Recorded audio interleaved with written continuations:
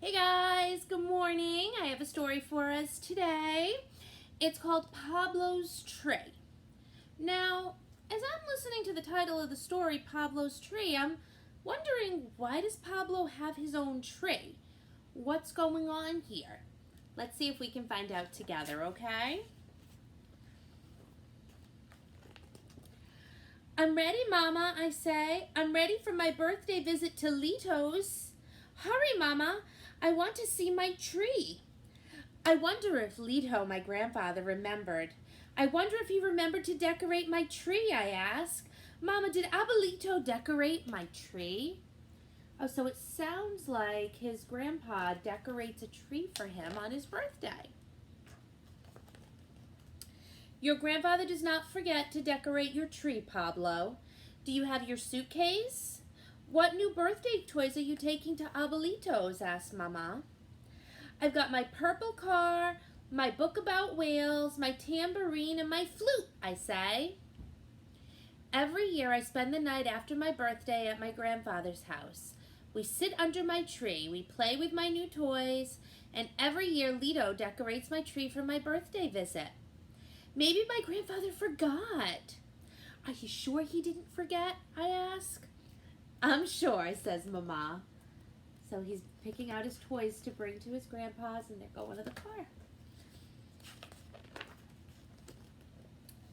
Please tell me, Mama, I say.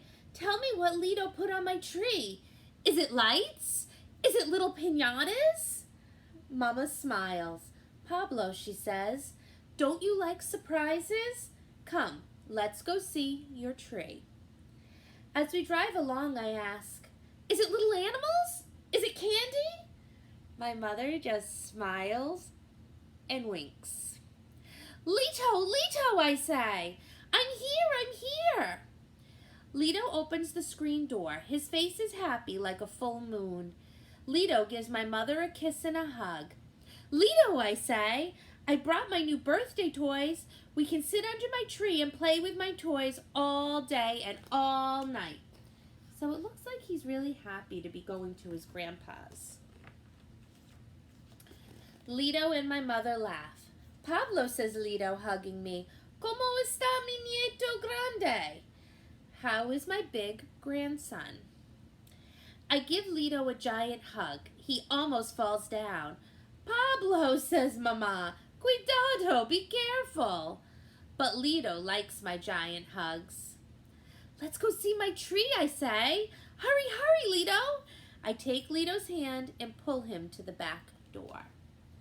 They look like a nice, happy family, right? When I see my tree, I run to it. I touch the tiny colored bells and wind chimes. Ooh, I say. I run around the tree, touching the bells and chimes. The wind blows and my tree jingles and rings. I give Lito another giant hug, and again I almost knock him down, but he just smiles. Oh, so he decorated a tree for his birthday with wind chimes and little bells. Mama gives us each a goodbye kiss. We take her to her car. We put my suitcase in my room. Lito throws me an apple. We take the bag of toys out to the table under my tree. Lito plays my flute. He says, Pablo, do you remember the story of your tree? I run around and around my tree. I touch the branches so the bells and chimes ring. I shake my new tambourine. Oh, so there's a story about his tree.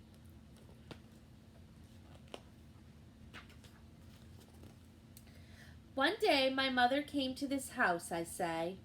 Yes, said Lito. Your mother said I'm going to adopt a baby. I went to the nursery down the street and bought a small tree. I said, this tree is for my grandson. Your mother said, ay, Papa, what if the baby is a girl? I said, I love little girls, but this tree is for my boy.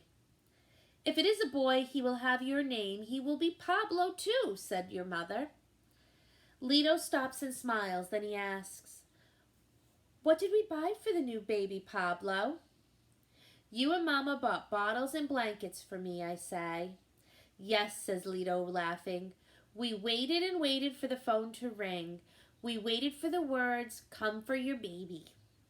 I watered your tree, but I didn't plant it. I waited for you. Oh, so he was adopted. And when his daughter, Pablo's mommy, said I was adopting a baby, he went and bought the tree. First, I put the little tree in the front yard near the sidewalk. "No," I said. "This spot is too noisy for my boy's tree." "Then you put it there in the rose garden," I say. "But you saw too many thorns." "Then you put my tree here." So he was trying to decide where to put the tree. One day, says Lido, the phone rang. Your mother called. Her voice was full of smiles. She said, "Papa, guess what?" I said. "When do I see my boy?" Your mother laughed and laughed. She said, "Papa, how did you know?" I put your tree by the front door to welcome you. I washed my face and combed my hair. Oh, he seems excited. I looked out the window and waited for your mother's car. I went out front and walked back and forth on the sidewalk. Then I saw it. I watched your mother lift you out so carefully. So they're talking about his story under the tree. I looked at you and you looked at me. Your mother said, "Hold him, Papa. Hold Pablo." You fit just right in my arms, I said. "Pablo, come see your tree," I said. Then I said, "Come, let's plant Pablo's tree." Your mother held you while I got my shovel and watering can, says Lido. Carefully, I dug a hole and planted your tree here in the sun.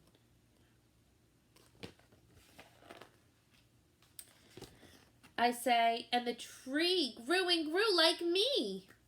On your first birthday, said Lido, I hung streamers on your little tree. Yellow, orange, red. I carried you out to see them. And I grabbed them in my fist, I say. On your second birthday, I tied balloons of every color, says Lido. You ran around and around your tree. I lifted you up to touch your balloons. You did not let me rest. So even when he was a baby, he was decorating this tree for him on his birthday. On my third birthday, you put paper lanterns on my tree. And what was on your tree last year, asked Lido. Bird cages, I say. You put tiny bird cages all over my tree. And this birthday is bells and chimes. Paper lanterns. So I guess 1, 2, 3, 4. I guess now he's 5. I race around and around my tree. I touch the branches and they ring. Lido and I sit and listen to the wind. We listen to my tree.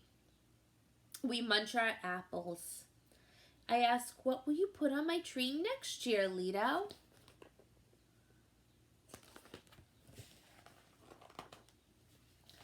Lido chuckles and winks. Pablo, that's a surprise.